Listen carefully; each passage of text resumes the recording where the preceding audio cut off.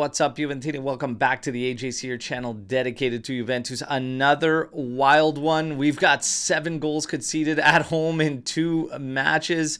And some issues exposed potentially for Tudor and some work to get done. Is it back to the drawing board for Igor? We are going to break it all down and we're going to ask all the questions that are out there right now surrounding this Juventus side. I got Mas with me today. How you doing, brother? Listen, after these last 2 games, I think I'm gonna have to install a defibrillator in my house because if this is the way the season's gonna go, it's gonna be a tough one on the heart. Let's just put it that way. So, but it's a victory. A Wild victory stuff. is a I victory. mean, it's weird because you're left with a variety of feelings and emotions. Like, I mean, you love the fight, you love that drive, that desire, but you can see that there's a breakdown and it's still not close to being put together where it needs to be. And inside of that, you also have some up and down performances from game to game with different guys. So there's a lot to kind of piece together. We're going to do our best to try and do exactly that today and just share our thoughts and feelings and kind of see where we're at with this Juventus side. Still very, very early in the season. So again, whether you're glass half full because of the fight, the pullback for that 4-4 and salvage that point, or if you're on the negative side, which is always going to be a negative around Juventus when you concede 7 goals in 2 games at home. So again, I'm probably going to say that my glass is, it's got water in it. Let's put it that way, okay? It's got some water in it. Let's see where we're at. Ciao to Vincenzo. Ciao to Adam Khan. Ciao, David Damazi. And we got Tuna Steaks. Yorio, Cliff in here. All right. Great to see all of you in here. George Balkalis in here. Ori.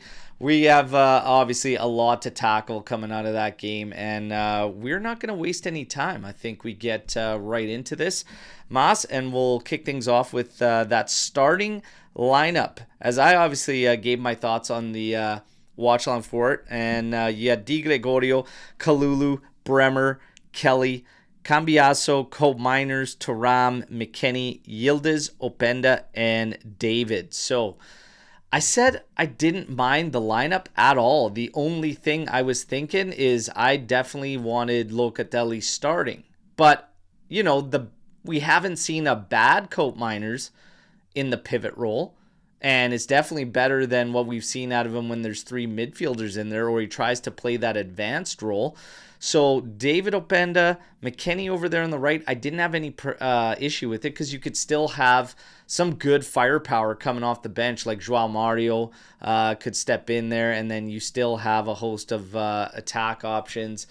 And the bench, another big story around this game. But Mas, what do you think about that starting 11?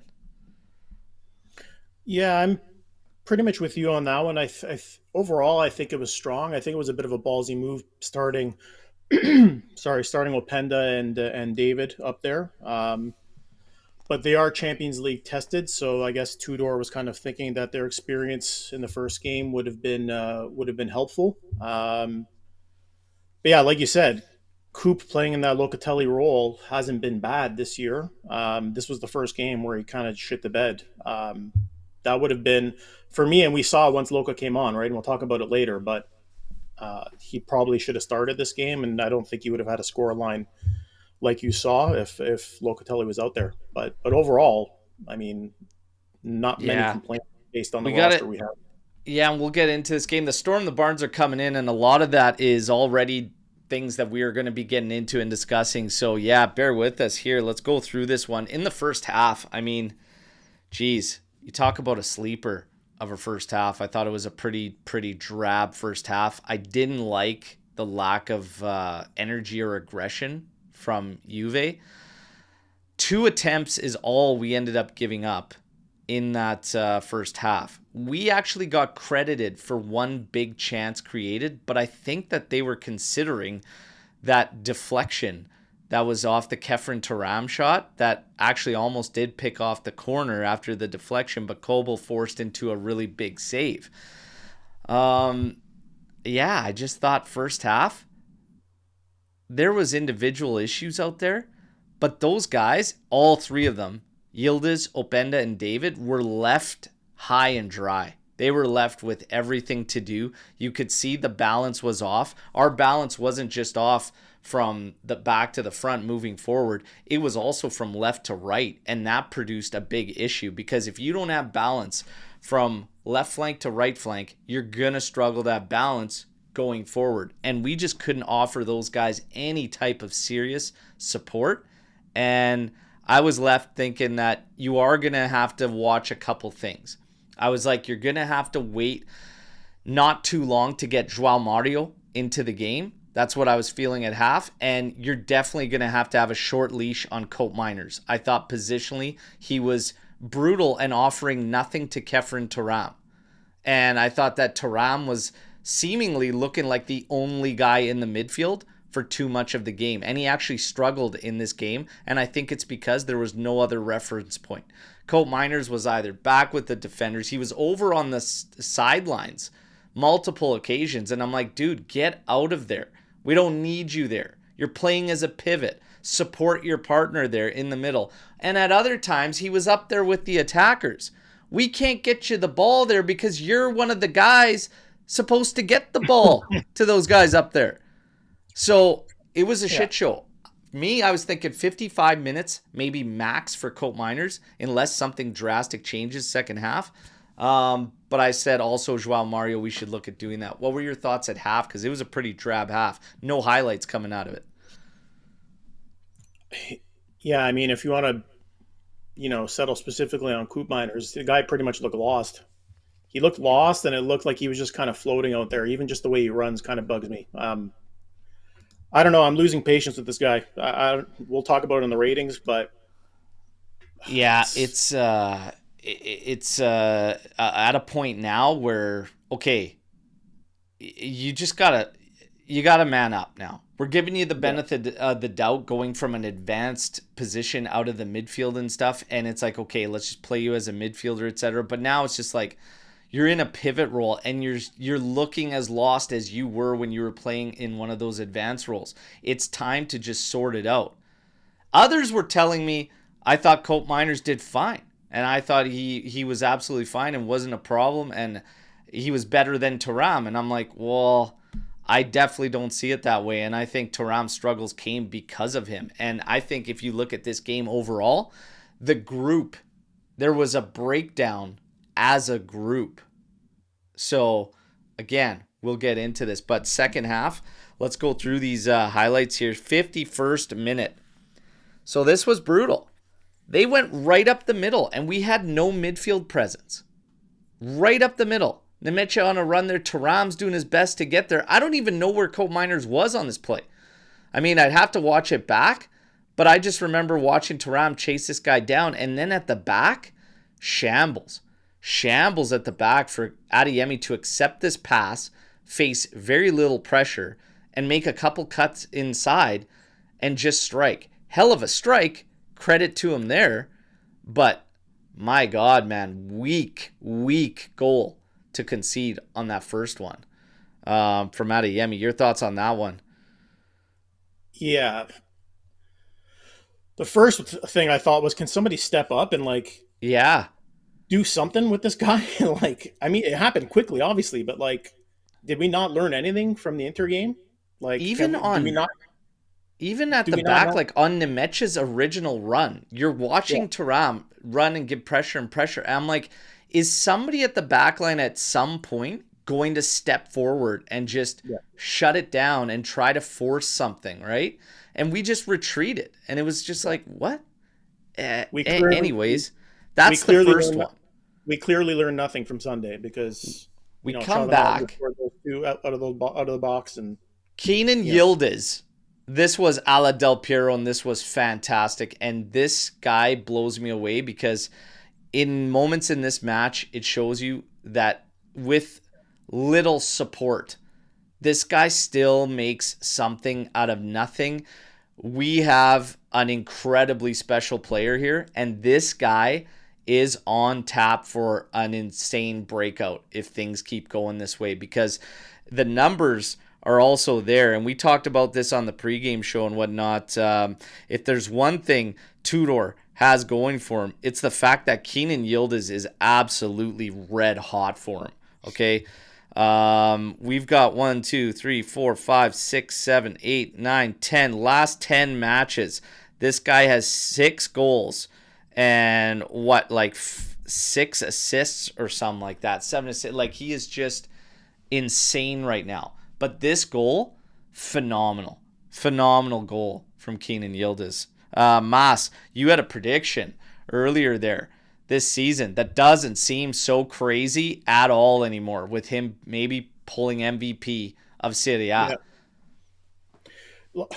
I thought it was a hot take then, right? I knew he was going to take a step forward this season, but he's taken like 1,000 steps forward. Yeah. The jump from last, and that's not to downplay any, his season last year. He had a really good season, but this guy has just come out of the gate on absolute fire. He's on a tear. He is on an absolute tear. I said it yesterday. I'm running out of words to describe him, and it's, being a fan right now, it's a treat to have this guy on the roster, because it's few and far between to have players like this on Juve, and we've been craving it for such a long time. I mean, what more can you say? It's unreal, some of the stuff he's doing, right? It's the fear. He's lights out. He's lights out. The fear now is he's actually getting too good, and the bigger teams are going to start coming to knock at some point. Well, right? We got to protect him. So that's good. That goes without saying. So that extension's coming. The nice thing is, everything we're hearing is that he's extremely happy where he's at. So let's go with that. For now, fantastic goal. His performances remain top notch. Now you get to 2-1 Dortmund. This was way too similar to what was going down against Inter. Allowing these shots in prime shooting range, top of the 18, and we allowed Nemecha here to unload one. And I feel like Di Gregorio is diving over to that side, but he doesn't even have his arms out or anything. Now, I'll give him a little bit of a benefit of a doubt here, as he was trying to find the ball through a maze of players, and I don't think he's even noticed until it was pretty late. But it's a bad look again when you're getting beat to your short side and whatnot, and he was there. He's moving there, but I'm just not sure why he's moving there with his arms on the ground or whatnot. It's a little bit soft, more on the defensive side. Then I'm gonna get to Di Gregorio, but I don't care. As a keeper, you got to find the ball. You got to pick it up. The pass came across. You could see a guy stepping onto it. I don't know, lost in a maze or whatever. It's a bad look. But defensively, my frustrations more so go there than Di Gregorio. But this was one of the goals put on him as well. Not put solely on him, but put on him to expect a little bit better. What are your thoughts on this goal? Yeah, very similar to the first one. And you nailed it. It was defensively, it was a mess, and I think Digre messed up on that one. We'll talk about Digre later in the ratings. He has not had a good couple of games, that's for sure. There's at least a few that he would like to have back. But the sole blame can't be on him for that goal. It was a group disappointment. Let's put it that way. Yeah. I'm more just disappointed in the fact that you had just gone 1-1 level, and we're sitting there watching that game. You're shouting. You're like, "Okay, wake up, lads! Wake up! This is the time. Get going!" And you immediately concede. 3 minutes later, unacceptable. Yeah. Unacceptable. So here we are, 2-1, and then Yildiz again, driving for it, and this is like literally another couple minutes later, finds Dusan Vlahovic on a run. We find a little bit of a break here through Keenan Yildiz, puts it perfectly in Dusan Vlahovic's path, and Vlahovic makes no mistake, slotting far side. 2-2. Okay, now we're saying the same thing. Wake up. Take over this game now. Not the case. All right. This one is a bad one for Di Gregorio. And this one, I mean, I'm still upset with the defense. The fact that he got in so easily. He's running into the area. He does hit this one hard, but it's short side. If you're going to be a top keeper and you want to be at the top clubs, that is a save you got to make. This one is a bad one for Di Gregorio. Short side like that, I don't like it at all. And you can't get beat like that. Period. Yeah. Period. He'll But want that one back for sure. Kefren Turam trying to dribble out on this one. That's infuriating. That is just, he did that on multiple occasions, okay? On multiple occasions, he did that. And it's part of it, I think, is just an issue in the middle of the park, man, where he was just the sole guy. We talked about Cope Miners, no reference points, anything, but situationally, you've got to grow to another level. And if we're going to talk about Kenan Yildiz and the growth that he's showing, what's the biggest thing that stands out to me? This guy isn't just getting the numbers. It's the little things. It's the little situations that you put him in all over the pitch. Yes, he has high technical ability. Guess what? So does Kefren Turam. But Kenan Yildiz knows when it's time to, okay, I need to make a switch into here. I need to relieve us of this pressure and get the ball over to the right side. Oh, I need to take a foul here. Oh, I need to do that. You've got to, the biggest jump for him is situationally, he is so strong right now. But Kefren Turam on that one, he's got to do better. He's got to know. Even if that ball means, you know what, all I have right now, other than losing it, is poking this thing out the sideline, then do that. You can't get stripped right there, right in front of our area, and this guy's off to the races. Frustrating one, man. Your thoughts on that whole sequence? Yeah, I think with Thuram, I think the weight of the game got to him a little bit. But, I mean, he didn't have any help, like you said. I think he felt like he needed to do a little too much. And the mistakes came. I think overall, in terms of the team, what have we been talking about with this team in terms of they need experience, they need some guys that have been there before in this position. I think when you look at the roster yesterday, there was a lot of young players there that haven't been in a situation like that. If you had more experienced players, I don't know if that game finishes 4-4. I think they would have been able to bounce back. Sorry, when you went up, well, they didn't even go up, but essentially they wouldn't have been in that situation, right? I think they would have been calmer. Champions League's a big thing for these young guys, right? So, yeah, I don't know. The team screams for experience. At some point, we're going to have to start bringing in some older guys that have been there before. It's a lot of young players on the team that are doing this for the first time, right? Now we get to the 4-2 goal. I didn't like it. I thought it was a chintzy PK against Kelly. But granted, Kelly goes in pretty awkwardly. Awkward style slide anyways to block a shot. Nonetheless, this one is pretty chintzy. I mean, you see it on the replay. It's taken a lot of body. It's squeezing through. What's he supposed to do? Face plant himself into the ground? That's the way he chose to go down. He's got the right to put his arms out to brace himself for a fall. It's not like he's got them throwing out there like he's a keeper. Hell, our keeper wasn't even throwing his arms out like that. So why would he? I think this one was pretty chintzy. I think it was pretty chintzy, if I'm being honest. I think it's harsh. And I think if you're going to call that one, you sure as hell call this one in the first half. That's how I feel pretty much. Yeah. Where's VAR on this one? I thought, at live view, I thought that we headed it into his arm and whatnot. And I thought, well, still, that's a PK. But again, if we're going to talk about watching the replay live, minutes later when they finally decide to show it and I see it hits directly on arm, and even if he had headed it, that arm is straight up to the sky. That is about as easy of a handball call you can ever see. So it's just frustrating. It's annoying. Is it the reason that we should be completely pissed off? No, it's a piss off, but we've got work to do on our own accord as far as the performance goes and our team. But my goodness, is that ever infuriating? You know?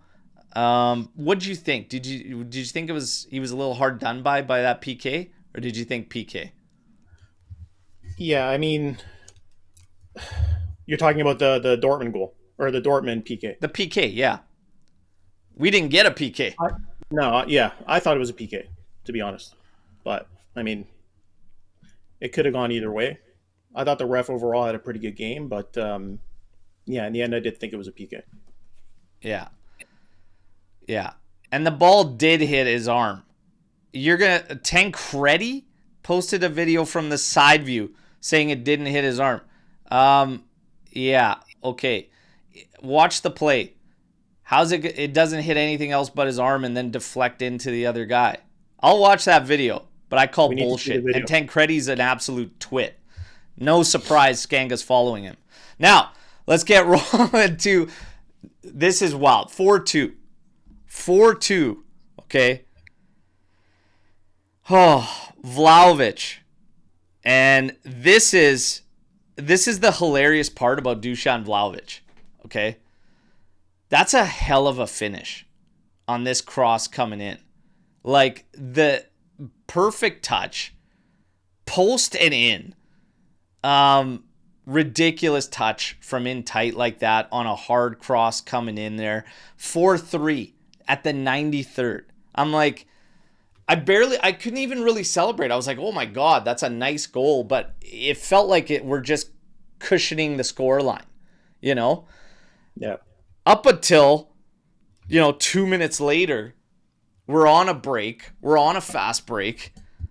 Dusan Vlahovic pulls up for a cross to the one sole man in the area, Lord Lloyd Kelly, who buries a diving header. And we had to wait. We had to sweat it out if we would salvage this point. And in the end, just onside. Crazy finish. Man, there you have it. Lloyd Kelly scoring in back-to-back games, but you're conceding 7 over those 2 games.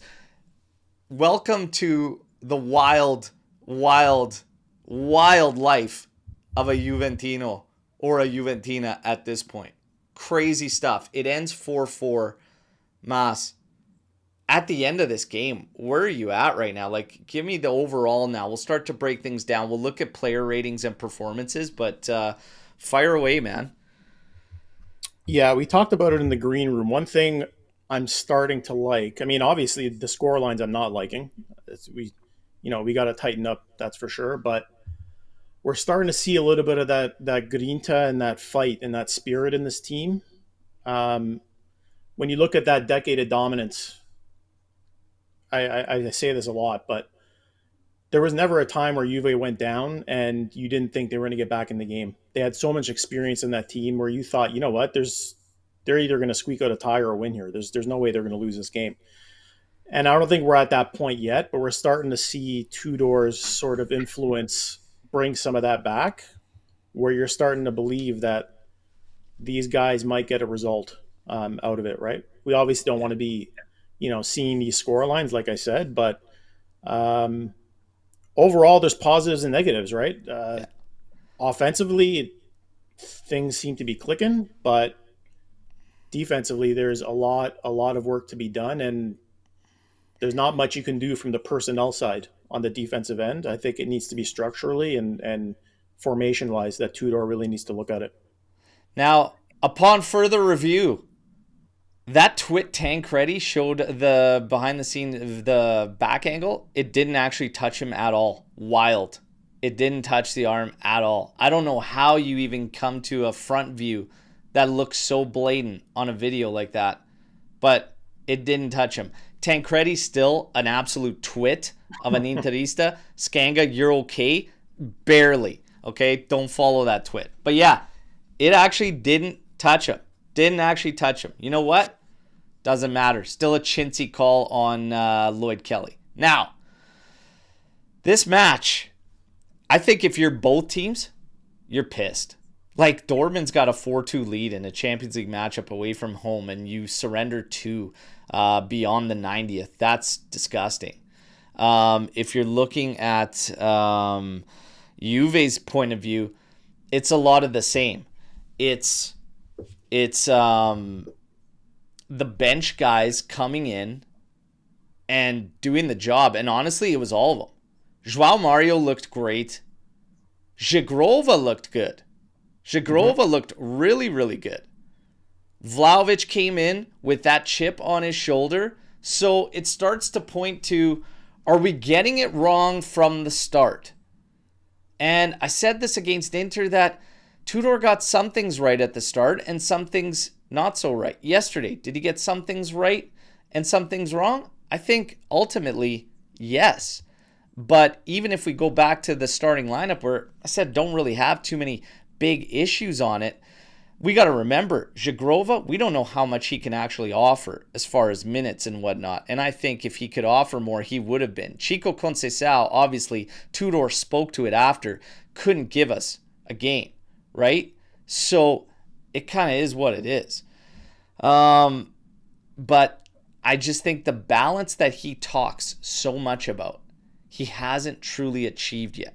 And we have to dissect this and break it down as to how do we move forward, because you can't expect to have to score 4 goals to get 3 points. That's a recipe for disaster. So change has to happen. Whether you're on the positive side because of the fight back in the heart, which we all appreciate and love, or you're on the side that, hey, we can't be doing that. You got to clean things up. And we do. And there is a little bit of a trend that the numbers show that leads to maybe some of these frustrations that Juve is going through. And we'll go through it all. First, we are going to tackle the ratings, okay? So we're going to get into the player ratings, and we're going to go right here. Mas, why don't you take the... you want to take the front set from midfielders forward? I'll take the back, or what do you want to do? We'll break this up. Yeah, I can take the front. That's fine. Yeah. Okay, Di Gregorio, 5.7. I can't say that I have an issue with it. I mean, you can't break even there. And this goes beyond the goals that he may be in question for. Because if you notice, there were several plays where he even looked off, trying to come out and collect the ball. Bayer hit a post on a ball he should have never even got a sniff of, because Di Gregorio was planted, glued to his line, sleeping. He was off the mark. And I'm sorry, but in a Champions League match, a big one like that, you got to be on. So I actually have no problem with the 5.7. Kalulu, Bremer, and Kelly. Kalulu, 6.3. Bremer, 5.5. Kelly with a 6.8. I don't have Bremer at a 5.5. I don't have any of these guys with a strong game overall. Kelly got that goal to equalize things, but he was also pretty soft in certain situations at the back as well. Kalulu made some... And again, whether it's Kalulu or Gatti, they've got brain farts among them. I'm kind of seeing a 6.3 across the board, man. I'm serious. Yeah. Kelly maybe takes a little bit more of a rating just because he finds that tying goal playing as a striker in the 96th minute. But that's where I'm at with these guys at the back. Mas, why don't you take us across the midfield? So you see 6.8 McKennie, 6.8 Cope Miners, 6.1 Thuram, 6.6 Kambiaso. Why don't you go through that? Yeah, McKennie, I think, is right there at the 6.8. I think he had a pretty solid game. Koopmeiners is at a 6.8. I don't know what anybody is seeing there. I had him closer to a 6. I'll be perfectly honest. I didn't think he had a good game at all. Thuram at the 6.1. I mean, like you said, I think this is probably his worst game as a Juve player. He did not have a good showing, so I think that's a pretty fair rating for him at the 6.1. Kambiaso, we talked about it before. I don't know what's going on with this guy, but I think 6.6 is very generous. After that game, I felt he was pretty invisible throughout. I would probably bring him down to a 6.2, 6.3. He's battling consistency issues. I think from a game to game basis, but also within the game itself. He kind of floats in and out of relevance in a game, and he's too important a player for Juve to be doing that, to be perfectly honest. So um, that's where I'm at. Yeah. And I think that's honestly fair. You've got David 6.3, Openda 6.2, Yildiz 8.4. Take us through those ones. I'll start with Openda. I mean, he didn't have the greatest game, but I did see some stuff I liked from him. Where I see him integrating pretty well with the team and actually being a pretty integral part at some point. I think overall, these new guys, I've said it before, they're going to need some time to kind of gel and integrate into the team. It's not going to be a quick fix for them. It's, you're going to need, I say, 2 to 3 months to kind of get these guys going, right? David, I didn't think he had much of an impact, so I think 6.3 is pretty reasonable. Listen, if I can give Yildiz a 10, I would. He was phenomenal. Between him and Dusan, I think those are my two shouts for possible players of the match. But he almost did get a 10. Dusan finishes with a 9.5 on yeah. 2 goals and 1 assist, yet doesn't get the official man of the match. I believe they gave it to Karim Adeyemi from Dortmund. I believe he took home the official man of the match. I think by a landslide, it's Dusan that takes the man of the match for this one. Yildiz is probably right there behind him. There's it for the ratings. I mean, the subs coming in and doing it, so you got to start looking at this. Now, speaking to these ratings and start to break this thing down and start to look at Juve and what we can do, how we can improve. And talking about Tudor, did he get it right at the start? Did he make some errors? I mean, ultimately, it's okay if you make some of these mistakes. But speaking to Openda and David right there is a prime example for me. And even Kambiaso. Because the way that first half was playing out, these guys were left high and dry up top. They were on islands. Openda, David, Yildiz, they had it all to do. You definitely didn't have balance from left to right. And I thought with the characteristics that Openda carries, we probably should have pushed for him to stay in a position similar to Yildiz, but on the right side. And I think we should have followed that up by maybe making an in-game switch in the first half and tell Kambiaso to go on the right side to make up for the fact that the pivot on that side was nowhere to be found, and Kambiaso probably could have done what he does best and slot around and invert and do whatever, and McKennie could hold it down on the left side, and McKennie could also, again, you've got enough of a force in there with Thuram and Yildiz that you would probably still advance the ball just well.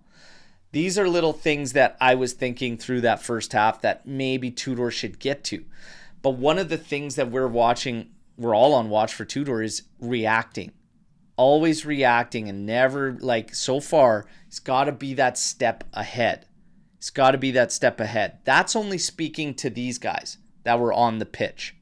Again, when we talk back going into the second half, Cope Miners was on a short leash for me. He was on a very short leash for me.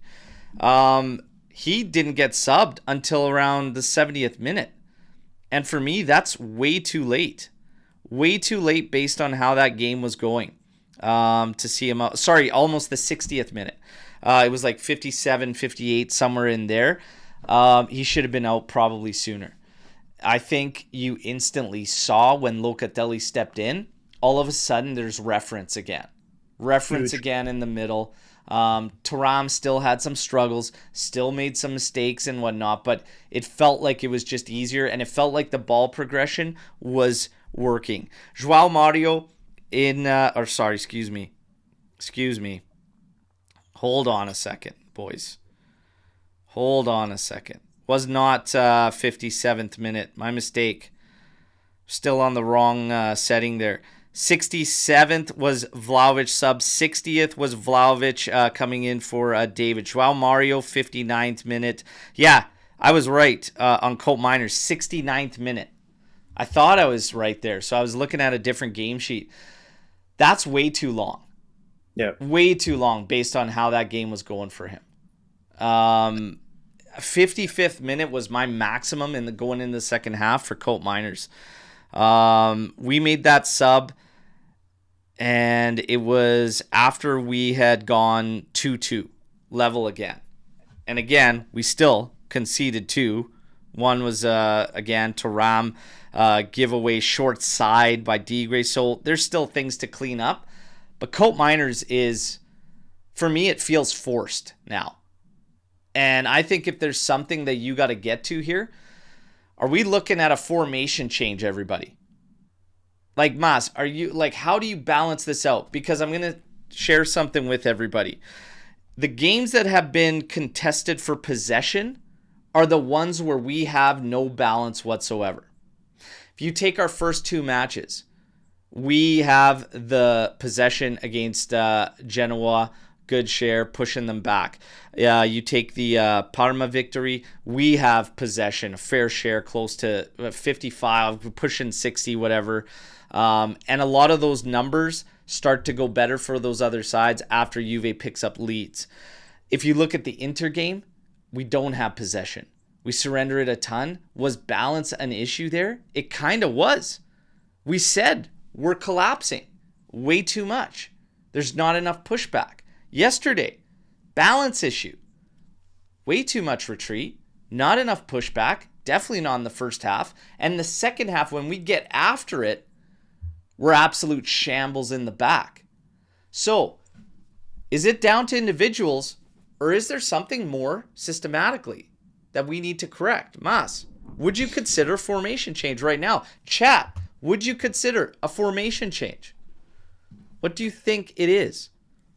Yeah, I mean, making a formation change, it isn't set in stone. I mean, the knock on Tudor so far in his coaching career has been, tactically and being able to adapt in game, he struggled with, right? I mean, there's nothing that says you can start with the formation we've been using and then move to a 4-3-3 when you need to, or start with a 4-3-3 and switch it up in game based on what you're seeing. That's the kind of thing that I want to see from Tudor going forward.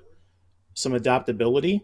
I think you asked, is it personnel or is it formation? Listen, I've been banging on the drum in terms of wing back and center back depth all summer long. It never came, and now we're kind of seeing the results of it. But maybe 4-3-3 is the answer, right? Maybe you need a little more beef in the midfield. But that's not to say that we can't go back to the formation we've been using. He's just got to be a little more adaptable, I think, to in-game situations for me. Yeah. I don't know. There's definitely something off, because you can't face these teams where your possession is up in the air for battle, and all of a sudden you have to open up completely to get those goals. We got Skanga in here saying, not sure about a formation change. We scored 8 goals in 2 games. Yeah, you allowed 7. And some of the goals that you're scoring are flashes. I mean, a guy gets to a cross when he's the only guy in the area. That happened on 2 of our goals yesterday. You want to talk about Inter. After watching the replay from behind Adzic, that's a howler from Sommer. And actually, Sommer could be blamed also technically for Yildiz's first one, even though it was piped and curling away. You get hands to it. There's balance issues there. Conceding 7 goals in 2 games at home is an issue.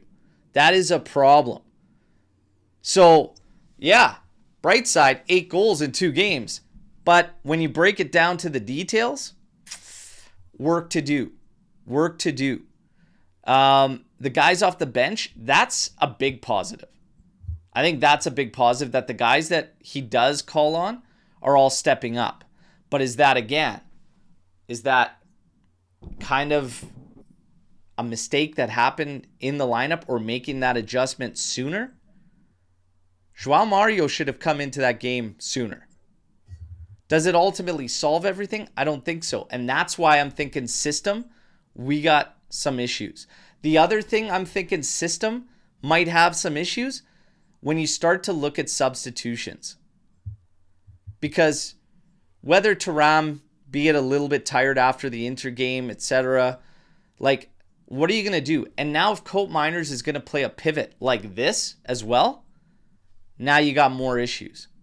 Now all of a sudden, maybe you don't have the depth that we have in the midfield. Because we thought, and we were just talking about this not long ago, attack and depth is good. You have great attacking options. A lot of varieties you could play those guys. In the middle of the park, we thought, okay, no problem. Cope Miners looks good in the pivot. Well, fast forward to yesterday, and it didn't look good. Some people say it did. I don't see what you saw. I thought it was brutal. Some are attributing Thuram to being the problem with the pivot yesterday. I don't know. Miretti's almost back. Adzic can be utilized as a midfielder. You might have to play with 3 mids if you're Juve. If your backline is going to be this suspect at times, you might actually have to find something that utilizes 3 midfielders. If Tudor is hellbent on a 3-man backline, it might have to be a standard 3-5-2. But the strength of this team is its attackers. That's the strength of this team. I don't think anybody can argue. That's the strength of this team. Would you agree with that statement, Mas? Yeah, 100%. For sure. When you got Chico, when you have Zagrova, and these guys are fit, ready to go, and you've got Yildiz, and you've got Openda, and you've got David, and you've got Vlahovic with a chip on his shoulder, the strength would be the attack. But right now, the balance in everything leading up to that isn't quite there. So, I don't know. I think he's got to tweak something. The other thing is, people seem to forget, when Loca's out there, it allows Thuram to do a lot of different things. You can see the difference when Thuram's playing with Coop versus when he's playing with Loca, right? I think Loca allows Thuram the freedom to be able to roam box to box. He was not able to do that at all yesterday. So, yeah. Thuram has some blame. Don't get me wrong. He did not have a strong game, but I think with Loca beside him, he is a better player. Yeah. I just feel like the same thing I said for a number of coaches prior, and I'm not going too hard on Tudor. I mean, he's still new here, whatever. We're all rooting for him and everything, obviously, but that'll never waver or change. But I got to keep it consistent. If you have that many guys on off performances, something broke down along the way. Because I do think there was more off performances than there was good performances yesterday. And I think the only good performances, like the actual really good performances, came from the attackers. So, Joao Mario, I mean, he still even showed some signs of some defensive, maybe that's why Tudor is concerned. But offensively, Joao Mario is a lightning bolt when he comes in off the bench. Zagrova looked fantastic. Vlahovic looked good. Attack, I'm just not really concerned with whatsoever. But if you have to lose all balance and look so sketchy at the back in order to get those goals, we have a breakdown somewhere.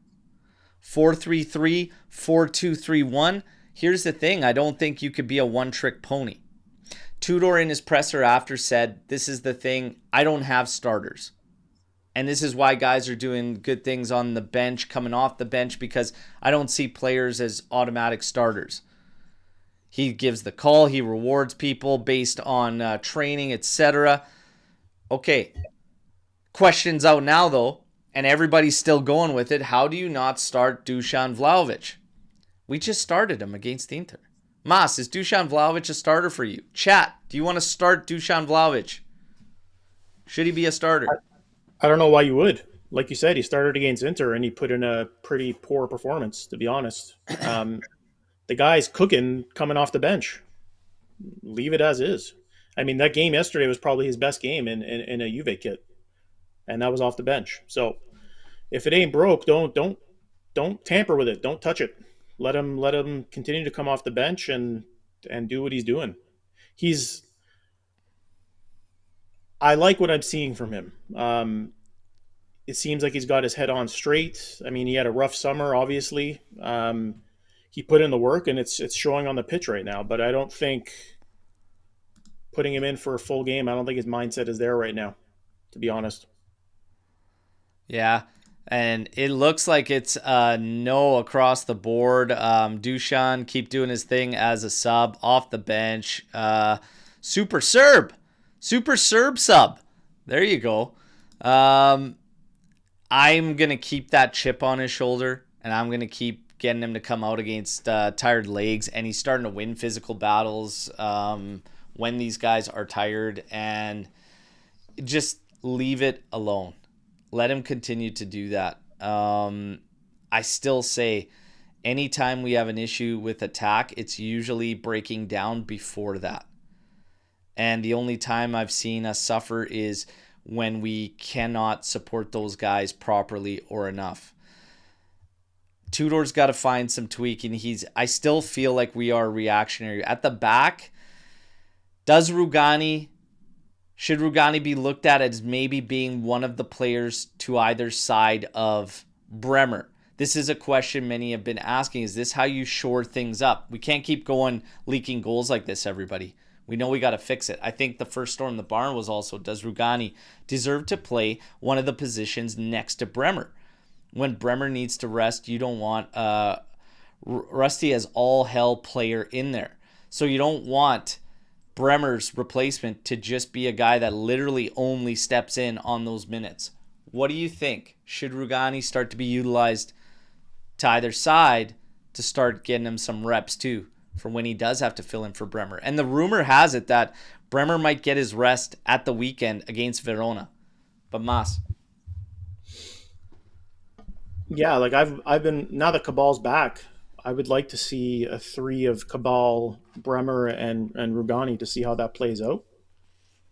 I mean, you kept Rugani for a reason. Obviously, he's got experience. You see something in him, you got to play the guy.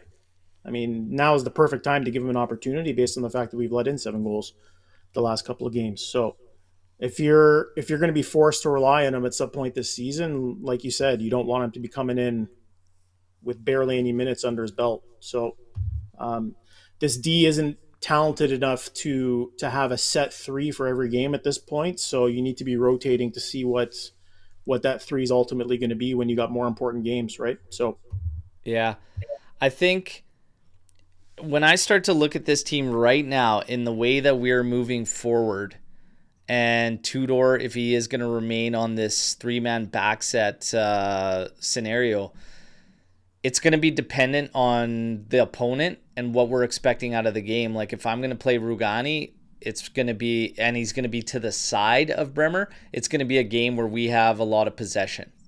If it's a game where the possession is contested, I don't know if I put him in there because apparently we are so dependent on transitions. And this is another problem. Our transition game was so weak in the first half and so slow. It almost didn't even look like we were trying to do that. So, again, a lot of this comes down to Tudor and finding the right mix versus the opponent and getting it right. But also, he can't be scared to shorten the leash up. Shorten the leash up on the changes. When it has to happen, make it happen. Don't think of this from a player's perspective and, oh man, he should get another few minutes here. No. Like, react, react on time, get the jump on teams. So that's still going to be something we watch with this guy, but I'm not opposed to switching to a 4-man backline, and maybe you do play Gatti next to Bremer, and then you get some fullbacks, and I don't think it would be Kelly on the left side. Definitely not. It'd probably be Kambiaso, Bremer, Gatti, and you could utilize Kalulu as a right back. I maybe still want to break up that right side of Kalulu and Bremer, and I'd maybe look to either Mac or even Joao Mario, and I'd probably use those guys on the right. Kalulu can play some games at the right back. Again, games where we probably dominate possession. It's interesting, man. He's got to figure something out. If we stick with this 3, he definitely can't be scared to put dynamic players on both sides, because I think that's why he's doing it defensively. So you got Kambiaso on one side, you got McKennie on the other. And I was thinking the same thing before last game, but when you watch it play out, he can't afford to not play somebody that's actually assisting on the opposite side of the pitch. Yeah. Tough calls to make. George, same thing. We just spoke about it, but I think we need to switch to 4 at the back. I mean, we should definitely try it at some point. I mean, it's got to be the right opponent. It's got to be the right game. But I don't want to see us just lock into one thing if we're going to be this out of sorts. And it is out of sorts. It's out of sorts. You can't concede like this all the time. Or he's asking, what's your starting 11 versus Verona? I've already seen Trim come in here say Bremer should be sitting Saturday. And he's saying that Loka as well should be sitting on Saturday. Well, Mas, what would your starting lineup be? I'd probably put Pedin in there, to be honest. Okay, well, we should actually use this as a time to talk about it because in the media today, they're painting Di Gregorio as a problem. Think he's a problem? No, come on. I mean, it's been 2, forgettable games for him, but overall in his Juve career, the guy's been solid. This guy isn't Buffon. Let's not, get overboard here. Nobody is. I would only start Pedin just because he hasn't started in a while and it's a weaker opponent. I wouldn't bench him just because he's coming off 2 bad games, but I think Pedin's due for a start. So I would definitely not start Dusan. I would have David up front. I'd like to get Jagrova some more minutes in there if he's able to. Conceição, when's he coming back? Is he due back anytime soon? Well, he's on the squad list and stuff. We just don't know when he's going to be ready for minutes. He should be ready for some minutes against Verona. Yeah. Yeah, so I'd start Coop, painfully saying that. I'd start Coop just because I'd like to get Loka a bit of rest. And then I'd probably start João Mario on the right. And maybe Cabal on the left, to be honest. With center back, probably throw Granny in there. Kelly's been playing well, so I'd probably leave Kelly in there, to be honest, and then I'd put Gatti out there as well. I think based on what I saw yesterday, I'm not resting Locatelli. Locatelli should be in there. He literally just got rest. So he played, 30 minutes yesterday. So Locatelli should be in there. Thuram might be the one that you have to look at resting, which is a scary proposition because then you're starting Cope Miners again on the backside of very off performance, in my opinion. But I think Thuram should probably rest this game against Verona. Kambiaso in. João Mario from the start. Go Gatti, go Bremer, and go Kelly. Bremer, Rugani. So go Gatti, Rugani, and Kelly. Mm-hmm. In the attack, is Yildiz ever going to get a rest? Are we ever going to be able to rest this kid? Listen, we got big games coming up. That's the only reason I said get Loka a little more rest, because we do have big games coming up. It's a tight schedule with Atalanta, Villarreal. I think it's Atalanta, Villarreal. I believe Milan then. Milan's in there too, yeah. So they're big games. So take your opportunity now against Verona to get a couple rests. But if Yildiz rests, then I hope we got enough minutes out of one of Chico or Jagrova, potentially both. I mean, or you start Yildiz and just keep him on a limit, like one half, and get him out or something.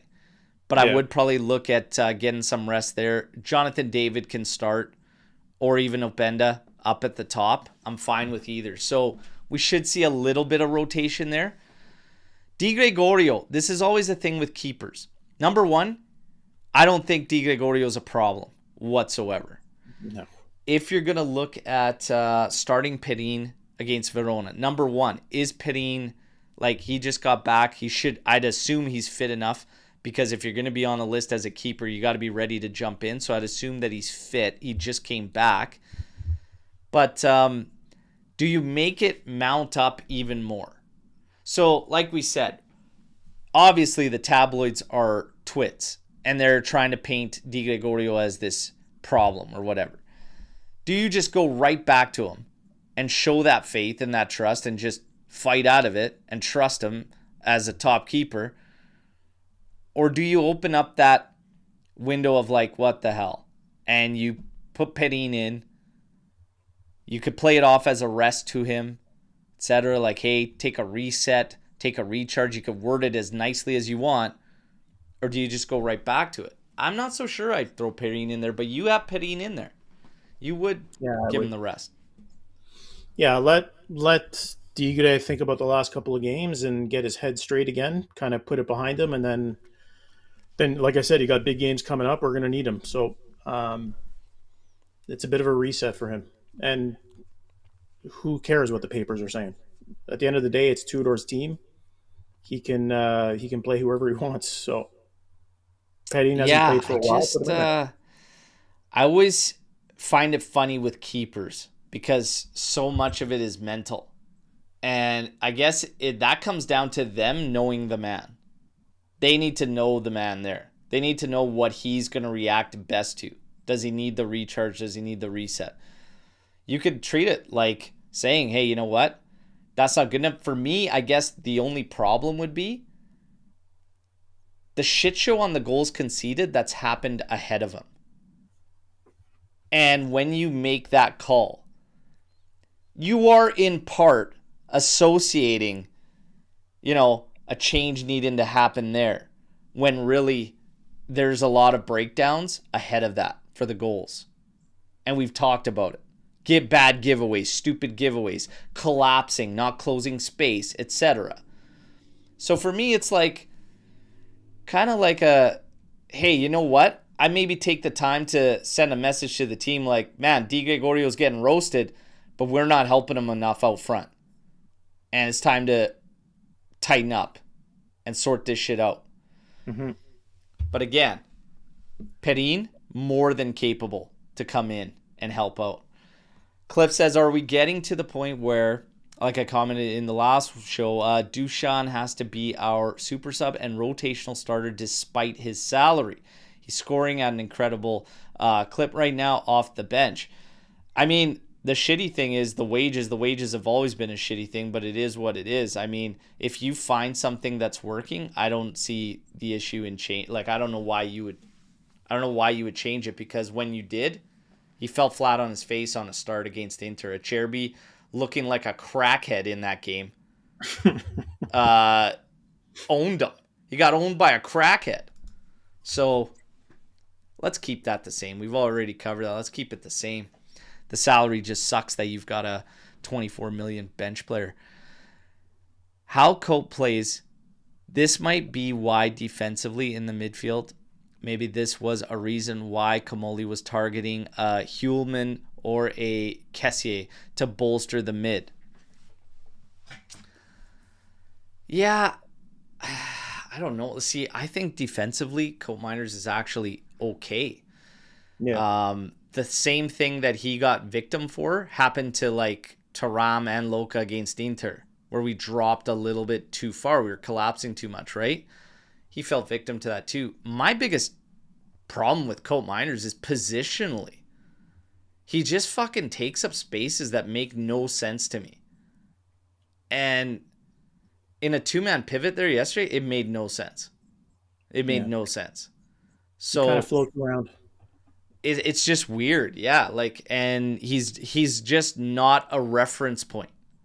That's the easiest way I could put it. If you're playing a two-man pivot, both guys essentially need to be reference points from left to right.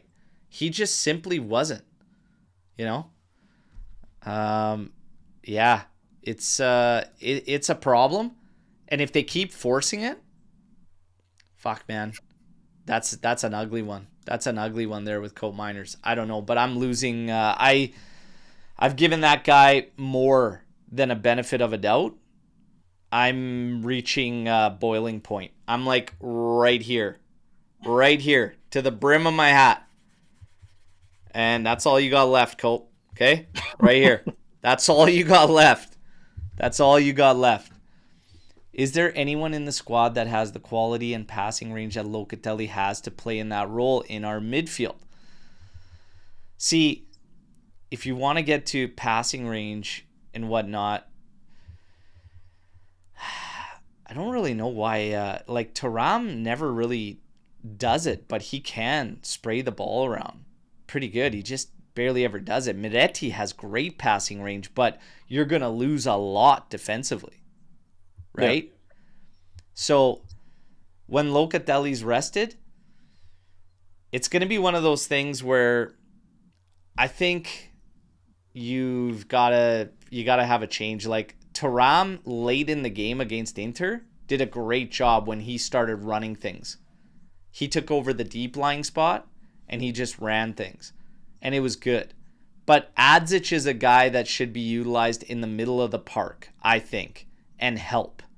That's why I'm starting to think, like, whether it's 3-5-2, he doesn't want to go to a four-man backline, Adzic can probably offer something in that middle of the park that's probably better balanced than a lot of the other guys. And he can give you that. You can let him cheat a bit, and he can be that force out of the midfield while Locatelli, Thuram clamp things down. And maybe you don't need that passing range if you add a guy like Adzic in there if Locatelli's going to rest, because he could pick the ball up and he can make something happen out of there, right? He's a good dribbler. He's strong. He's physical. He knows. He's pretty composed. I was pretty surprised at the Inter cameo he made because he's very composed. He's well on the ball. I think Adzic is somebody we should really look at in the middle of the park. What do you think, Mas? Yeah, and I mean, if it comes down to him barely playing any minutes further up the field or him taking one of those pivot roles, I'd rather see him in a pivot role, to be honest, just to get him out on the field. I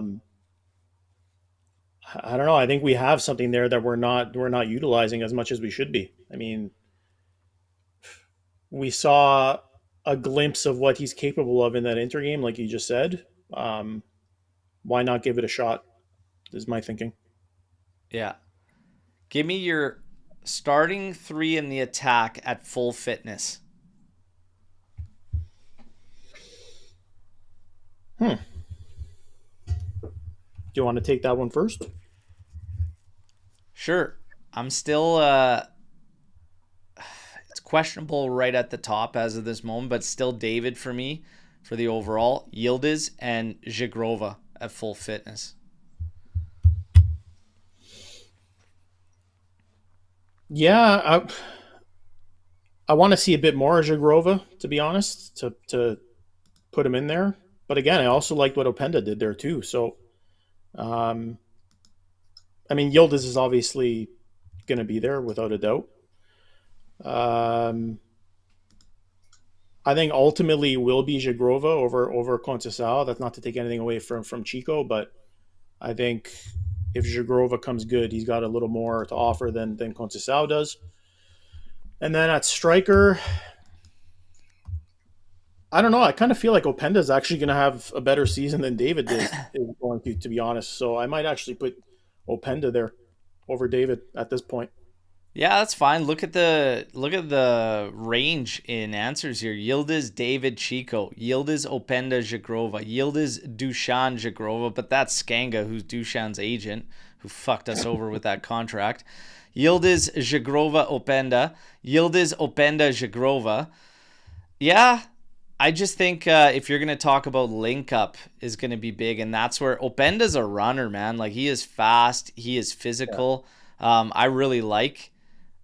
I really like his game, but I still give the edge to David once you see Zhigrova in there and regularly, and you get Yildiz in there. But Yildiz is obviously the one constant. As Tuna points out, everybody's got Yildiz. Yildiz is just lights out right now, and it's beautiful, beautiful to see.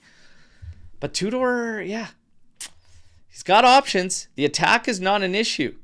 What he does everywhere else and how it blends together, still finding that perfect harmony. He hasn't achieved it yet. Big day to the idiot Adeyemi, who is randomly charging into our defenders for no reason, just trying to make himself look. It was annoying.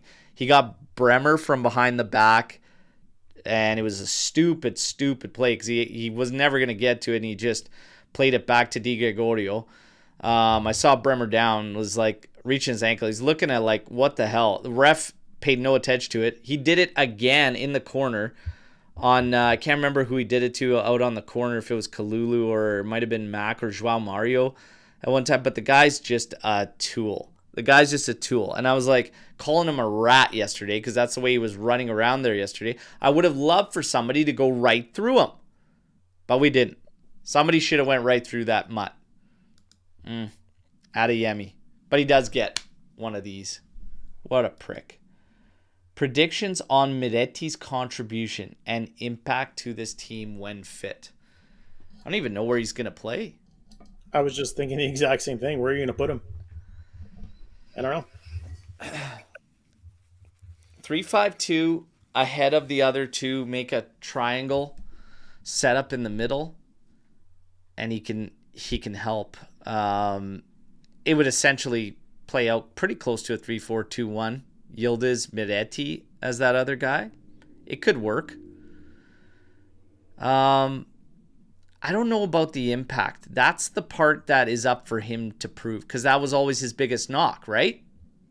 Final third play and decision making. So I don't know about impact.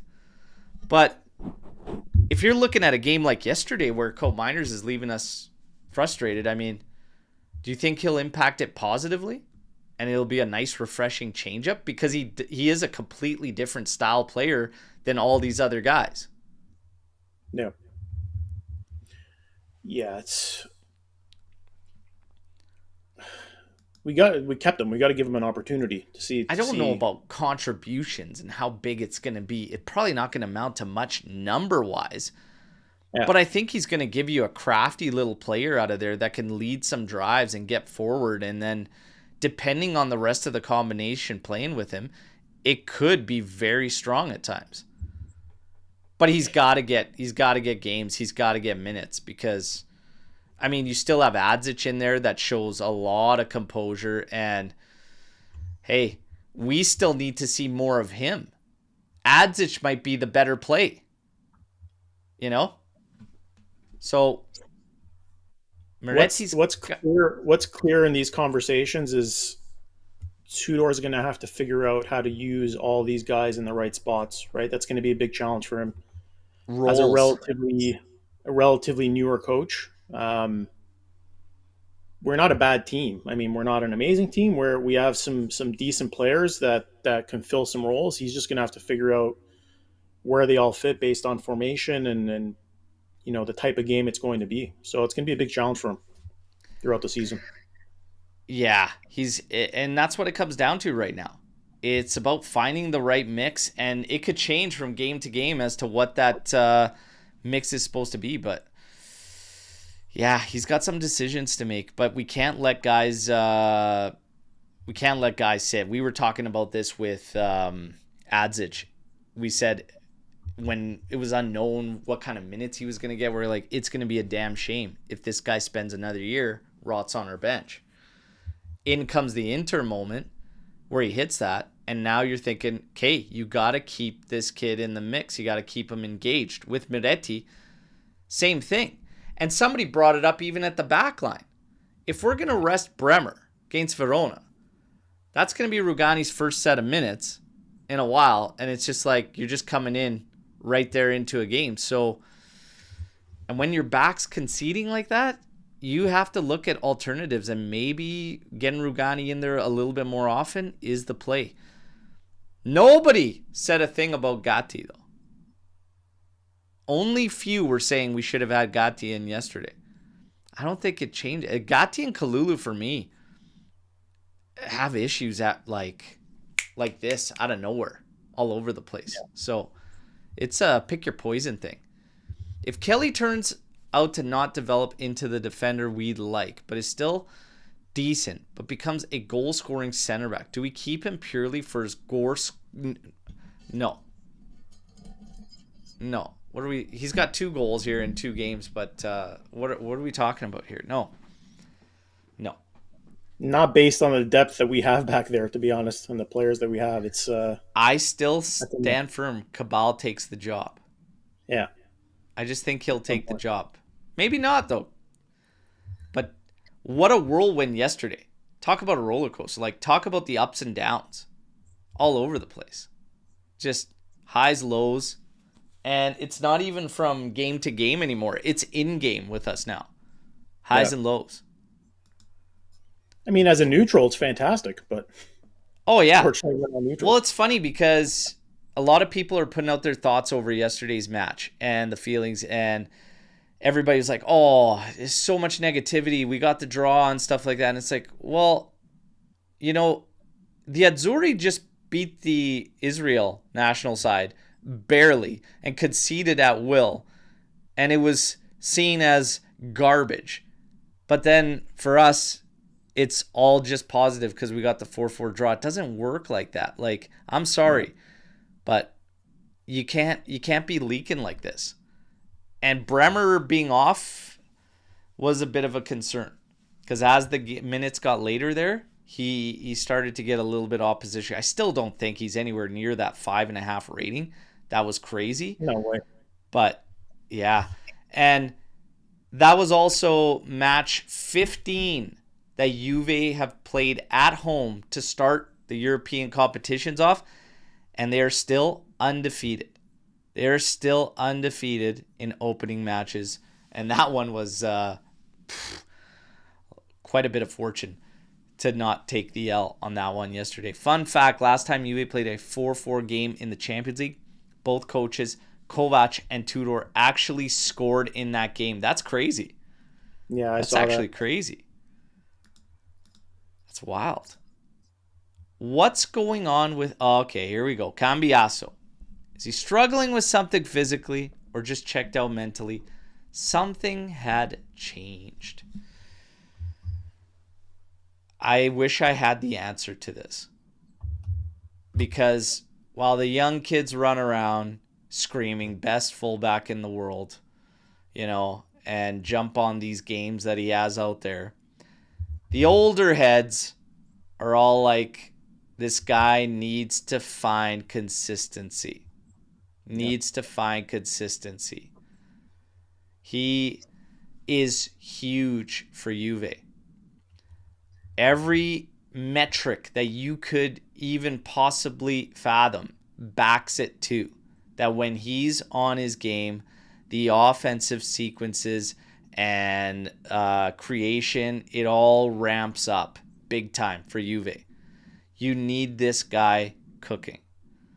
But yesterday he couldn't find a way to have that impact and influence the game.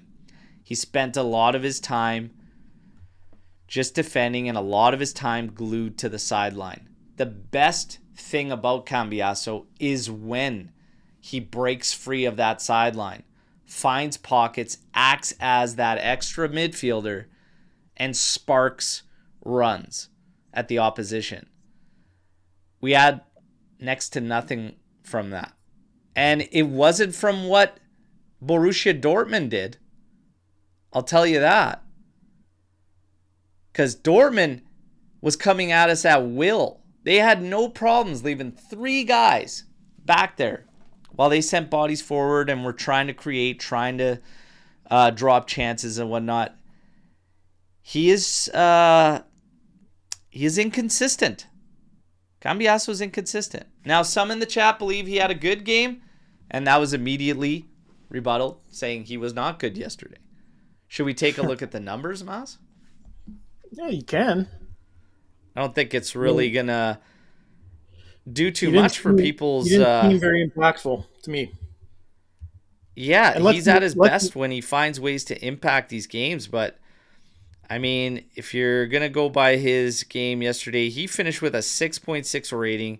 He had 65 touches, 96 accurate passes, 96% accurate passes, 2 key passes. That's about it. Got involved in 4 ground duels. Only lost possession 8 times. Yeah, I don't know. It feels like he was coasting through this game. Didn't feel like he was locked in. Okay, that's just me. But I think consistency is an issue with Kambiaso. Consistency could be an issue with several guys, you could say. But as a system, as a group, I think we fell short of the mark yesterday, just as a group. Adam says the perfect backline. Kelly, Gatti, Bremer. The KGB. Is that a joke or is that a take? I don't know. The perfect backline. I don't think we have the perfect backline. No. Be quite honest. We're missing one more impactful center back. You know who we're missing? I don't want to say it. Am I going to say it? DeScilio. No, we're missing Mr. Renato Vega is what we're missing. Vega would be nice to have. Next to Bremer. Oof. Yeah. Remember what the dream backline was supposed to be, though? Cabal, Bremer, and Gatti. Supposed to be the main one that they were going into. Let's see. Coming in late, so I apologize. This has been covered, but do we start João Mario? Do we have to start João Mario? Against Verona, I say yes. Yes. He should start. Mas, you starting João Mario? Why not? Why not? He's looked good. He's looked good in he's looked really good. Opportunities, so why not? Kelly and Vlahovic in their fuck everyone era, getting so much abuse and then bagging big goals. Yeah, but part of the reason we conceded a lot as well. And Vlahovic, no show at the start. That wasn't a fuck everyone era performance against Inter. Reality will always set in. You know, these moments are good, but they don't tell the whole story. That's the reality. Adzic better than Miretti. Yeah, could be. I mean, we got to see. He's got balls to fire that one against Inter from 30 out. He's got balls to do that. So, reward the kid. We haven't seen either of them enough, right? If you had to, like, in your mind now, chat, is Adzic ahead of playing Cope Miners out of even the midfield right now? Like, let's be honest here. Like, where do you place this guy? If you're placing an order right now, I'm sorry, but Thuram and Locatelli are still at the top. I've got Adzic right there who I would utilize as a midfielder. I've got probably McKennie ahead of Colt Miners. And that's saying a lot based on what McKennie has done out of the midfield position dating back to last season. But, like, Adzic is ahead of him right now. The only thing is, he's not in a two-man pivot. And that's what I think Tudor's going on, because he's going to be hell-bent on this 3-4-2-1. It's weird, man. It's weird. He's got to find a way to get Cope Miners going. And right now, I don't know if he can. But it creates a problem. Because if you want Adzic in, I don't think you could play him in a two-man pivot. But how long are we going to say this for Coop, right? Well, but this is the problem we're in. The coach has got to find a way to get him going. Listen, at some point, I think you said it earlier, like, the guy's got to sack up. I mean, did you forget how to play football? Did you not know how to play in the first place and pull the wool over everybody's eyes? Like if you had a two-man pivot, like, let's say somebody gets injured, Locatelli gets injured, you need Thuram to take a rest. What the hell is your pivot? What the hell even is your midfield? Like, McKennie's going to be jumping in there, taking the spot. Cole Miners will probably take a spot. Like, you can't, if you're going to rock a two-man pivot, I don't know if Adzic is a guy that goes in there. Miretti, you're going to sacrifice a lot in terms of breaking up play and defensively, but I mean, could he do it? Sure. It's not like he would be the smallest midfielder to ever play in a two-man pivot. It's just not his style game. He's a more advanced player. So there's some big decisions Tudor's kind of got to go with, but maybe it's funny because it's like we're not skinny at the midfield, but we kind of are when it comes to abilities that match this setup, right? Like, that's how I'm looking at it. It's a strange one because you've got quite a few guys that could play in there, but if you're going to go pivot, it kind of has to be certain characteristics, right? Or you're taking a chance. You could get away with 2. If you leave one back acting like an extra defender, you have 4 at all times, and you give the other guy free roam. It's tough. It's tough. Tudor's got his work cut out for him. I will say this. Big positive, you guys. This is what's, I guess, annoying. If I had to label this past couple games, it's annoying. And the reason I say it's annoying is because we have definite talent. We have the heart. We have the drive. We definitely have the fight. We are living the fino alla fine spirit. This is a lot of the battle. But it's annoying because we haven't found the right mix yet. Where it gets to concern, where I understand fans' concerns, do we even have the ability to get the right mix out there? My answer to that question is yes. But fitness will 1000% have to do with it. Could you create what you think would be the most balanced setup out of the players that we have? Yes, I can. I believe we can have a very strong 11 that could probably give the best of teams out there fits. If they line that up with the proper approach and mentality, I do believe we have that. We just haven't found it yet. That's my thing. So it's still optimistic. We're still in an optimistic state of mind. I am anyways. Would you agree with that, Masa? You're still in an optimistic state about this team? I think we've shown the potential. Yeah, for sure. Exactly. I mean, the results have come so far. I mean, it hasn't been perfect by any means, but listen, one of the big things last season was we had trouble scoring goals and finishing in the final third. If the last couple of games have shown anything, it's that we're on our way to correcting that based on the talent that we have. So we just got to figure out the back end, right? And how the whole team works better defensively. And Tudor will figure it out. The guy's a defender, so I'm confident that he'll figure it out. Yeah, the biggest thing for him right now is left to right. He's gonna have to realize there's certain positions. It's how he combos up certain players. Because if you have McKennie, you have Cope Miners working as a right pivot, you have Kalulu on that right side, you have not one single dynamic player in that mix. Mm-hmm. When you couple that on top of that with Jonathan David playing in the position he was to start that game yesterday next to Keenan Yildiz, you've got this diamond on the right side of the field that doesn't have one dynamic player. It should be no surprise that then you see it play out the way it does where we can't get anything going. Openda would have helped simply from speed if he was in that position, simply from his wheels and his fight and everything, but you still don't have one guy there that could kind of beat that one guy, that could kind of take that extra step, make that break for Juve where we could cause some damage. So he's got the guys, but it's how he groups them together.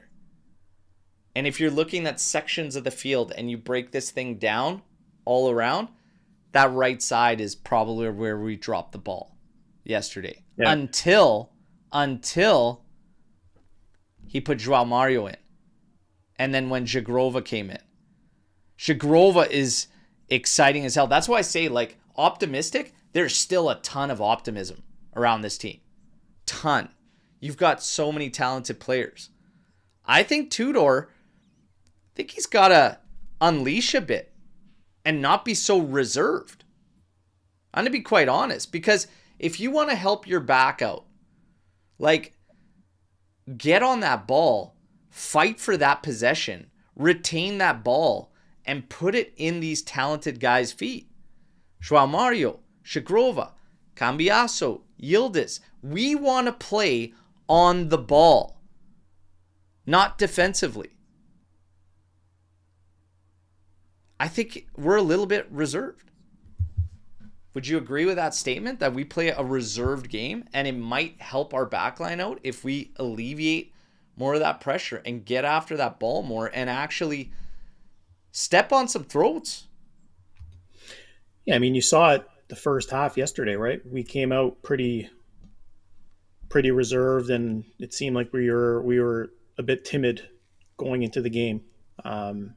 So, but there has been alternatively. There has been times where I've seen Tudor come out in games where, the foot was on the gas. So it's all about consistency, I think, with him. Yeah. See, I didn't see this.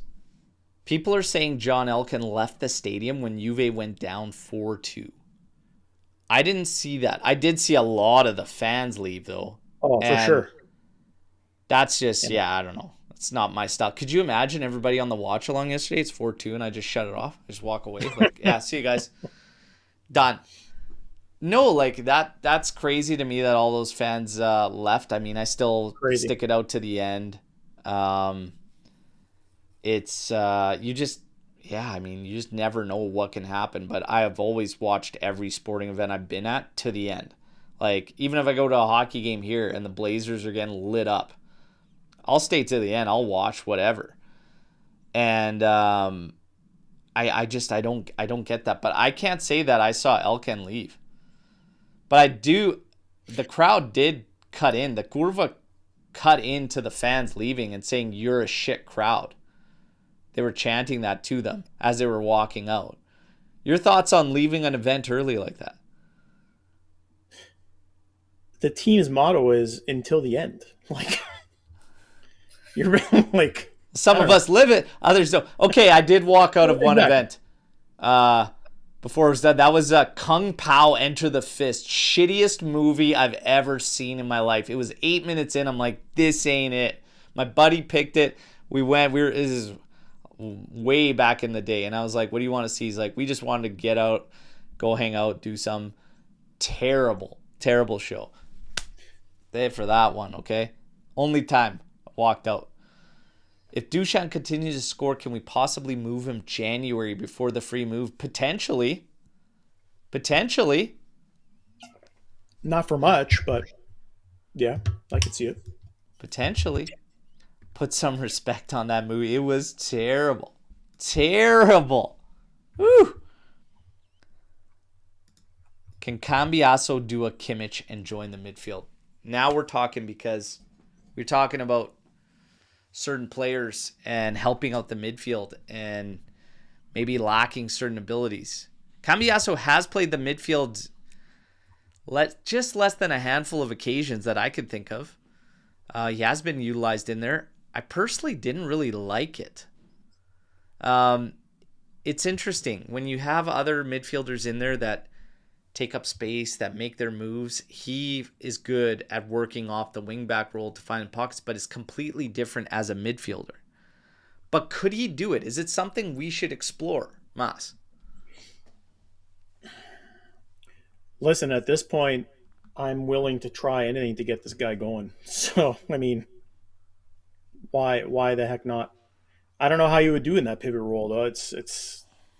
You need to change the formation, obviously. But like you said, he excels almost playing like a midfielder off that wing, right? In terms of cutting in and creating space. So I think he can do it. whether it'll work out in the end, I don't know. We'd have to see it. Yeah, you gotta. And what's his face? We just weren't breaking lines enough yesterday, and we didn't have options to break the lines enough, and that's where Kambiaso is his best. But putting him right in the midfield, it's interesting. I mean, I wouldn't be opposed to seeing it. Who do you play on the outside if he does that? Cabal? Kostic? Oh God. Yeah, Problem is, if you play Cabal there, you eliminate him playing at center back, right? Which is ultimately what everybody sees as the end goal. So yeah, I'm not in this setup. I'm not really looking at Cabal as an outside player. I'm looking at him as a left center back. So yeah, we'll see. We'll see. Cue the Berto Kostic again. You guys, you're killing me. Killing me with the Berto Kostic. Got time for a couple more. Who could Juve have realistically brought in the summer that could have been a Locatelli-like sub?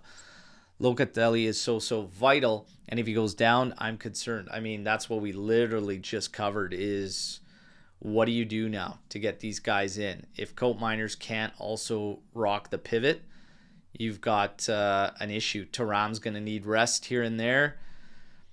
I mean, a pivot of McKennie and Coat Miners is terrifying.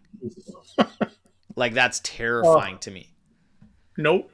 So Nope. Ullman would have been the one that we looked at that would have been a guy that could have filled in nicely and done that. Obviously, big price tag, but he was the one we were looking at.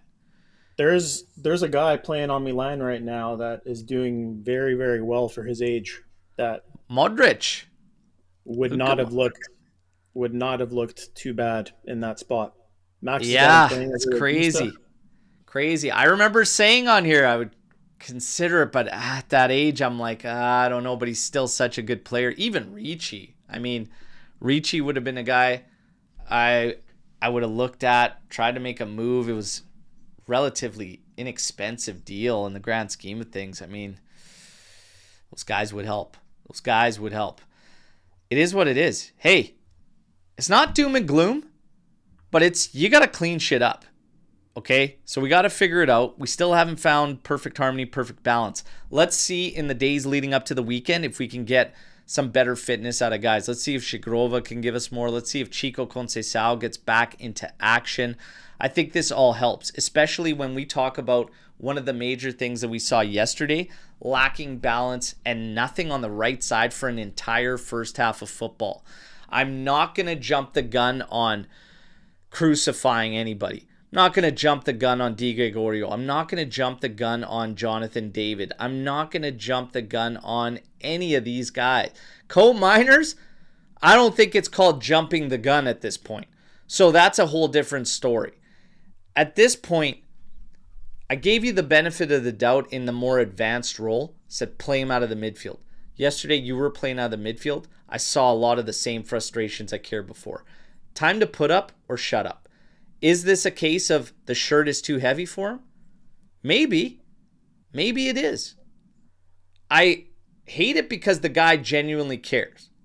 And you could see that, and everybody says the same thing, but whether you care or not, you got to be able to do something. You got to be able to influence games, to impact games, to do something. What's hilarious for me is the people still fighting the fight that Locatelli brings nothing to this team. And I'm like, there is your glue guy in the middle of the pitch. And yesterday was prime example. Yeah, we still conceded 2. We still scored 2. The same whether Coal Miners was in there or Loca. But it's night and day for what it does for everybody else when Locatelli's in there. That is your reference point right in the most important part of the field, the middle of the pitch. You got to start there. The spine is Bremer, Locatelli, Thuram, Keenan, Yildiz. That is your spine right up the pitch. And from outside of there, everybody else needs to find their roles in order to help. If a guy has an off performance, there's a little bit of a kink in the chain. But Tudor cannot allow an entire half of the field to be non-existent. So players got to step up. Tudor's got to step up for sure. But we knew. What was the main concern, Mas, with Tudor this season? Tactical. Yeah. It's always been that way. Tactical, one-trick pony. These are all things that have followed him. Time to dial it up. Is it back to the drawing board completely for Tudor? I don't think so. And that's why it's not so negative. Because of the players we have available at his disposal. So, for sharing negative feedback and we have concerns, it could be fixed. It could be fixed pretty quickly if he gets it right and goes with it. And then your only concern is not your 1As. Your only concern is who you rotate and when you rotate them. Which problem would you rather have? I know what I would pick. I would rather deal with some issues in a game here and there where you're offering rotation rather than not have harmony in your first starting 11. So Tudor, I think, a little reserved maybe looking back on it now on the right side of the pitch with the starting 11. Get it right, and let's start getting the jump on teams, and I think we'll cook. Now, Gio has a big one.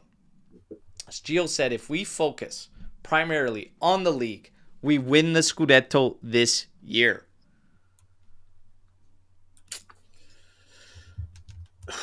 It's not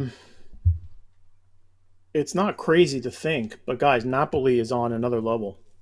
I don't know if anybody saw that game after the Juve game. I think they won 3-1 against Fiorentina, 2-1 or 3-1. But they're a very well-oiled machine. Conte's got them going on all cylinders, and their depth is pretty ridiculous. That midfield, I can confidently say, is the best in Serie A. So I think we'll be in striking distance at the end, but it's Napoli's to lose right now. But second place beat them. We'll beat Napoli. You think so? Yeah, we'll beat them. This is something I want to actually bring up. Free kick taker. Like, we need to dial in with the who's our legitimate guy. I think, like, how can Keenan Yildiz not take him? Like, if you're watching him score a goal like he does yesterday, I mean, why is he not taking free kicks when they're in shooting range and stuff like that? I think he's pretty much needs to wholeheartedly take over as the 10. So you let him do whatever he wants at this point. Because Colt Miner's stepping in and taking his dead balls. He was good. His corner kicks. I liked Colt Miner's corner kicks. We couldn't latch onto them or, bury whatever. But I liked his dead balls. But Yildiz is a mainstay in our lineup. Colt Miner's is not. So Yildiz needs to be the guy, I think. And we need to go that route. So I see him gradually starting to do that. It's time to just give him this guy the reins, man. He's got the keys to Juve. He's got the keys to Turin. Even on PKs. Fucking let's go. Let's go. I think he's got to be the guy. And he's proven it. I think he's ready. He's bearing the weight. Remember, we're not far removed from the conversation of should we give this guy the 10? It's too much for him, too young, whatever. Like, do you put that extra on him and whatnot? It does not matter. This kid is a freak. He's a freak. Top talent, second to Lamine Yamal, in my opinion. You know what? That was a question that came up at probably a few podcasts ago. One of the last ones that I was on where it was Yamal, Due, there was another player in there too, and then Yildiz, who's the second best behind Yamal. And I argued that Due might be that guy, but I'm probably changing my vote at this point. Remember what I told you? I said if you put Yildiz on that PSG team, he would do way more damage than Due. Yeah, it's freakish what he's doing right now. So it's crazy, man. I'm putting him as second to only Yamal. And what's ridiculous is the amount of the lack of attention Yildiz gets. And it's simply because of where he's playing. Serie A and Juve. Like, Serie A does a piss poor job. They should be all over the promotion of this kid. We always talk about Serie A and what they're doing promotionally. Yildiz needs to be pushed. He's a gem. Even Juve, for that matter, should be like shining a light on this guy like nothing else. He is a very, very special player. Lock this guy down and throw a $2 billion release clause on him just to set the tone. All right? Set the tone. But for me, Yildiz, second to only Yamal. He's a freak show. Freak show. And with that, that's the major, major positive. Major, major positive. We have talented players. Guys, the drive, the fight, the hunger is there. Gotta dial it up. Find that right mix, that harmony, that chemistry. But Tudor has corrected a lot of the shit that sucked last year. I gotta say. For sure. Physically, I think we look good. Right? These guys are hungry. He's not leaving guys to rot on the bench. He's actually rotating in pretty good. I think so far. It's early into the season, but I mean, guys are getting reps. I think he's just, like I said, my one thing so far with Tudor, he waits a little too long in game. That's my last thing. So the only thing I would say is his fingers aren't like on the pulse of matches to 100%. That's my only thing so far with Tudor. You agree with that? Yeah, and that carried over from last year, right? There was that game where McKennie was almost keeling over in like the 80th minute, and he wouldn't take him out. I mean, so it's... And I'm not sure why. I'm not sure if it's the battle that player that he seems to think should still remain out there, if he's worried about the player coming in, losing some. I'm not really sure. But he's done a wonderful job with the mentality. He's done a good job at letting guys all understand that they're going to play their part. I think for the most part, he's got roles kind of defined. I think yesterday you saw him maybe try to look and see if there's something with Openda and David there, and maybe got a little bit more of an answer for himself there with those guys. But again, shortcomings from the group might have cut that off. João Mario, I don't know how much longer he can deny this guy of getting in there. It's going to be maybe a situation where if he wants to split up Kambiaso and João Mario, not necessarily go with both of them unless he's chasing a game, João Mario, for his effectiveness, could end up being a guy that might be more effective more consistently than Kambiaso. I'm just saying, watch out for it. João Mario's a player. Just watch out for it. Watch out for it. But the storylines are going to continue. Who knows what Tudor's going to do? We'll follow it in the news. We'll do the build-up to Verona. I actually have a wedding this weekend to attend. I think we're going to do a match day preview live. But I, unfortunately, will not be able to do the watch-along. Priorities, man. Priorities. No Ric Flair chops. Oh, I delivered a nice one yesterday, too. This chair is going to be done. How's that chair? We're going to have to get a GoFundMe going for a new chair. Okay? Let's go. This is unbelievable. Unbelievable. I'm going to need several for this season if the games keep going the way they are, because I'm going to destroy a bunch of them. We're going to need a chair budget at the AJC. Okay? Yeah, let's see what Tudor's got dialed up. There's work to be done, though. Some weaknesses were exposed. How's he going to fix them? Formation change, I would vote that pretty low. I don't think he's going to go that route. But personnel, he's got options. Let's see. Verona's on deck, and we're expected to get some rotation. Let's see. For this game, we saved a point. We salvaged a point. Okay? Fortunately. What did I always say too? Fortune favors the brave, everybody. Fortune favors the brave. It's time for Tudor to unleash a bit. He's got more than enough weapons. Let's see. 1 point out of this one. That's not the be-all, end-all. Okay? 1 point, better than none. And that 1 point might be very important come later on in Champions League. We saw these league phases, how wild they were last year. Every point counts. Remember when we dropped a brutal one to Stuttgart last year? Even a point there makes a difference, right? We'll take this point. We'll move on. All right? And yes, Sweaty, you're right. Day to the wedding, all right? Terrible thing to say. Great couple. We love them. We're going to have a lot of fun, all right? Mas, absolute pleasure, as always, all right? Absolutely. This was a very difficult one to break down. Ton of different emotions out of this game. Highs, lows, had it all. Let's see what the weekend brings with Verona. You guys, like the video. Subscribe to the channel if you haven't already. Army, you guys are the best, second to none. And reminder to the guys that won the kits, Azzurri, Juve, Tuna, reach out. Let's get your addresses. Let's get these things shipped out. So reach out to me. And reminder that the next kit giveaway is actually the third kit. It's the brand new third kit.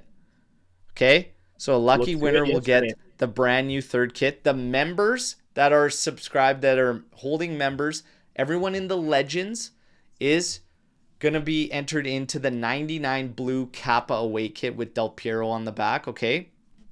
Pays to subscribe, pays to be a member, all right? So everybody, we thank you for your support. But the third kit, and by the way, mine just showed up yesterday. Should we pull this bad boy out? Should we unpack this thing? Do it. You mean your kids didn't rip that package open? It showed up while I was at my game. Yeah. I was literally playing last night. And then I'm like, couldn't have showed up while we were on air. They looked fantastic in it, by the way. Oh, yeah. Very nice. Champions League badging, so we have only Jeep on there. I mean, who are you going to put on the back? Yeah. Come on. It's nice. That is very, very nice. It's a nice. I got a second one too, everybody. So if you guys want to come at me, you can. Okay? Because maybe I was responsible for a little bit of this, but I had to pick up the keeper kit. I just think it's spectacular. It's actually nice too, yeah. My boy Digre. He's got to get it going, everybody. He's got to get it going. But these came directly from the Juventus site. Those are both official, yes. Di Gregorio, man, come on. But what a kit, man. This keeper kit is both of these bangers. Two very nice additions. I'm at now 271 for kits, everybody. The count is on 271. That's wild. And I'm missing, I think, 4 kits for my goal, which is every kit from the year I started following Juventus, which was around 93. Every kit from 93 till present. And I'm 4 away from actually locking that in. Let's see. You guys, have a great day. Mas, absolute pleasure as always. Take care, everybody. I'll keep you in the loop on the news leading into the weekend. Fino alla fine. Forza Juventus. Ciao tutti.